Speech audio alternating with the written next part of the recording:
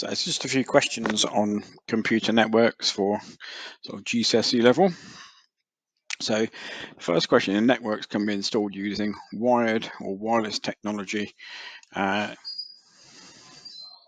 State one method that's used to connect devices on a personal area network. So personal area network, or PAN, this is something we're connecting basically one person to one device. So that's like when you're connecting together a speaker to your phone or something like that, or perhaps you're using a sat nav in your car and you're connecting that or whatever. So personal area network, so one wireless method. So all they're looking here is the protocol. So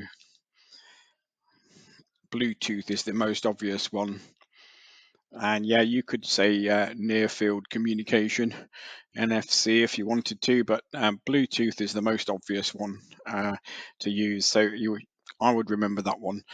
And the other way they sometimes ask this question is what might you use this for? And so you might say connecting your phone to your smart speaker, or your phone to a Bluetooth speaker or something of that nature, and that's absolutely fine. So that's personal area network.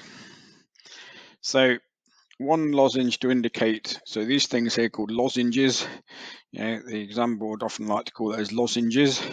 So shade one lozenge to indicate the application layer protocol for sending emails. And so FTP, that's not for sending emails, that's file transfer protocol. So that's for uploading files to a web server usually. HTTP, well, that's for web pages, so it's not that one. UDP, user datagram protocol, we often use that for streaming films. So it leaves us with a simple message transfer protocol, which is the one that's for emails. So we just did that by a process of elimination. So two differences between a local area network and a wide area network. But a LAN is usually, and the first thing we usually say is that LAN is a small geographic area.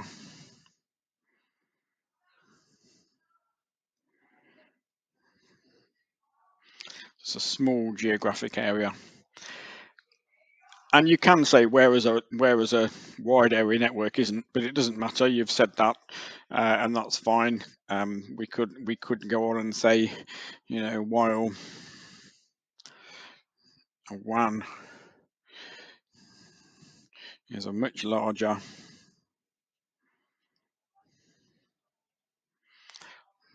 area, even worldwide, perhaps, like the internet. So then we've done one of them. So what we need to do is another one now. So most LAN networks are controlled by one company or organization,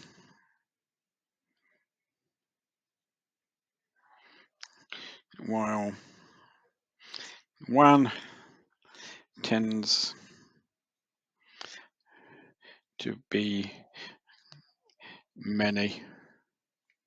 And that'll be enough. That'll be enough to get those points. So the two best things to remember are this idea that LAN is a small geographic area, local area network.